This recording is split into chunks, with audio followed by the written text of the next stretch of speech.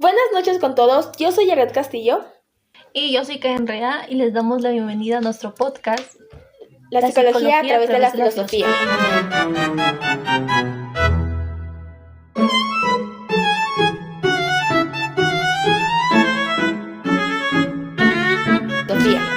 El capítulo de hoy se titula ¿Falsable o útil? El dilema de la ciencia, donde hablaremos sobre algo que suena muy técnico, pero que define todo lo que estudiamos. ¿Qué es realmente una hipótesis científica? A veces pensamos que cualquier teoría en psicología es ciencia solo porque suena lógica, pero hoy vamos a ver que la respuesta depende de quién le preguntes. La pregunta que guiará nuestro capítulo de hoy es: ¿toda teoría psicológica debe ser comprobable para ser considerada científica? Quédense para descubrirlo. Empecemos con Karl Popper. Él quería resolver un problema fundamental. ¿Cómo diferenciamos la ciencia de la pseudociencia? Para Popper, la clave no es demostrar que algo es verdad, sino demostrar que es falso. A esto lo llamó falsabilidad. Es decir, una hipótesis es científica si podemos encontrar evidencia lógica que la refute. Si una idea no puede ser refutada, entonces es pseudociencia. Y aquí entra su crítica al inductivismo. Popper decía que no podemos basar la ciencia en generalizaciones de observaciones repetidas. Los científicos suelen caer en el sesgo de confirmación, buscando solo lo que verifica su teoría. Es como en el colegio. Si siempre sacas malas notas, podrías, por inducción, creer que tu vida está destinada al fracaso. Pero que te vaya mal en el colegio no quiere decir que sería igual en la universidad. Esa ley universal es falsa y se puede refutar con el tiempo. Pero la ciencia avanzó y ahí es donde entra Brasat. Él nos recuerda que para Aristóteles la hipótesis era una proposición basada en los sentidos para ver si algo existía o no. No definía el objeto, solo ponía a prueba. Pero en la ciencia contemporánea, bajo el constructivismo postmoderno, todo cambia. La hipótesis ya no es una suposición que verifica con la realidad, sino un modelo formal que nosotros construimos. No afirma propiedades de la realidad, sino que afirma su existencia basada en una teoría.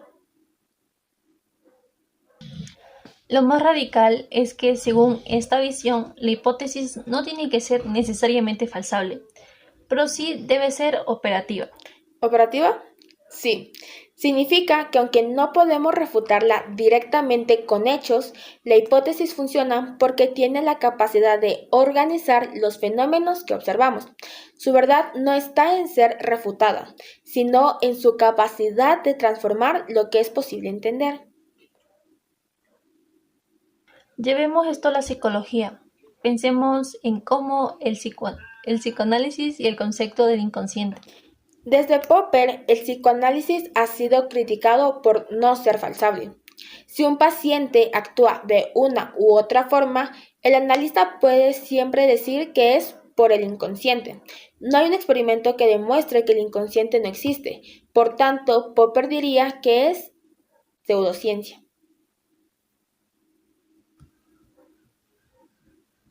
Pero desde Brasat, esa hipótesis del inconsciente es totalmente válida porque es operativa.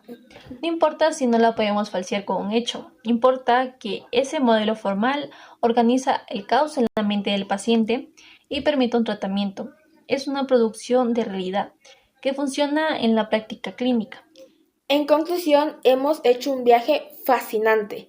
Pasamos de una ciencia que busca errores y verdades universales con Popper a una ciencia que construye modelos operativos y útiles para organizar nuestra experiencia con Brasad. Exacto, y lo interesante es que no se trata de elegir un bando. La falsabilidad de Popper nos protege del dogmatismo y de las ideas que quieren explicarlo todo sin arriesgar nada. Es el filtro necesario para el rigor experimental. Pero, por otro lado, Prasad nos recuerda que la psique humana es compleja y no siempre se deja atrapar en un laboratorio. A veces necesitamos mapas o modelos que, aunque no se puedan refutar con experimentos, nos permitan intervenir, sanar y comprender procesos que de otro modo serían puro caos. Al final del día, la ciencia no es una estructura estática, sino una conversación constante entre lo que podemos medir y lo que necesitamos comprender.